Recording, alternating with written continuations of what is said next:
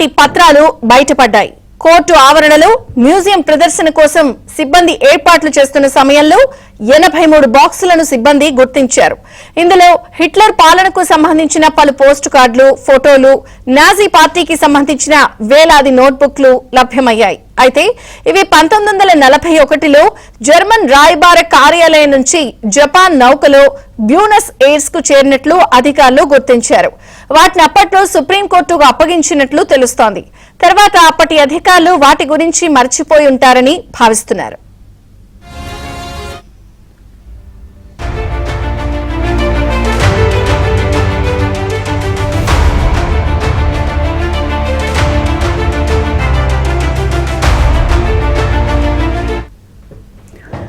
రెండో ప్రపంచ యుద్ధ సమయంలో హిట్లర్ భావజాలాన్ని వ్యాప్తి చేయడానికి రూపొందించిన పత్రాలను కనుక్కున్నట్లు సిబ్బంది పేర్కొన్నారు.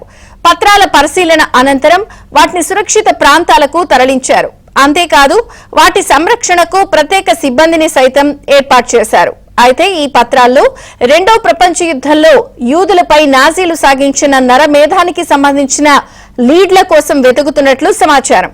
వీటిలో ప్రపంచ నాజీ ఫైనాన్సింగ్ నెట్వర్క్లు కూడా ఉండొచ్చని అనుమానం వ్యక్తం చేస్తున్నారు.